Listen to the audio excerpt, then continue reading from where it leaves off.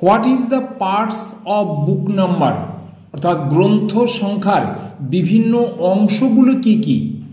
গ্রন্থ সংখ্যায় লেখক অথবা প্রকাশন সাল চিহ্নিত হবার পর আরও কয়েকটি অতিরিক্ত সংকেত চিহ্ন প্রয়োজন বুঝে যুক্ত করা হয়।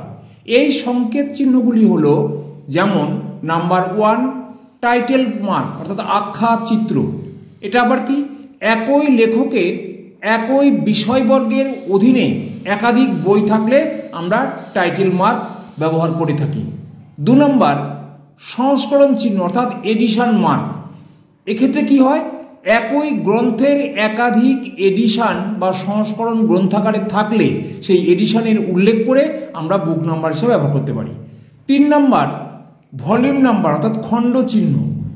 একাধিক পৃথক পৃথক খণ্ডে প্রকাশিত গ্রন্থের প্রতিটি খণ্ডকে নির্দিষ্ট করবার জন্য, অর্থাৎ কোনো বই যদি মাল্টি ভলিউমের হয়, টাইটেল, অথর, পাবলিশার সব একই রকম হবে, ইয়ার অফ পাবলিকেশন একই থাকবে, সেই ক্ষেত্রে আমরা আইডেন্টিফাই করার জন্য ভলিউম নাম্বার বুক নাম্বারের সঙ্গে যুক্ত করে দিই। নাম্বার 4 কপি নাম্বার বা প্রতিলিপি চিহ্ন। এটা একই গ্রন্থের একাধিক কপি গ্রন্থাগারে থাকলে সেই ক্ষেত্রে আমরা কপি নাম্বার ব্যবহার করে থাকি। অর্থাৎ আমাদের স্টুডেন্টদের বা ইউজারদের প্রয়োজন অনুযায়ী গ্রন্থাগারে একই বই একাধিক কপি অনেক সময় কেনা হয়, সেই ক্ষেত্রে আইডেন্টিফিকেশন করার জন্য বুক নাম্বার সঙ্গে কপি নাম্বার যুক্ত করা হয়। নাম্বার 5 সংগ্রহ সংখ্যা, কালেকশন নাম্বার। এই কালেকশন নাম্বারটা কল নাম্বারের ওপরে বসানো হয়। কেন?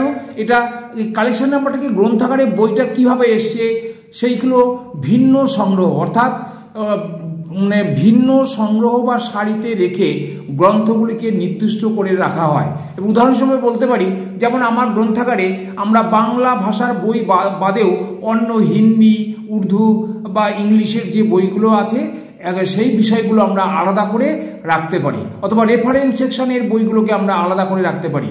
এই চিহ্ন সাধারণত বর্গ সংখ্যার শীর্ষে বসানো হয়। এটা কেমন? যেমন আমরা যদি বলি হিন্দি কালেকশন, তাহলে HC লিখতে পারি। যদি বলি আমরা রেফারেন্স কালেকশন, তাহলে RC রেফারেন্স কালেকশন। এইভাবে আমরা কল নাম্বারের উপরে বুক নাম্বার দিয়ে আইডেন্টিফাই করতে পারি। তাহলে প্রয়োজন বোধে উপরোক্ত অতিরিক্ত চিহ্নগুলির কয়েকটি অথবা সবই গ্রন্থ সংখ্যার অন্তর্ভুক্ত করা হতে পারে। Thank you.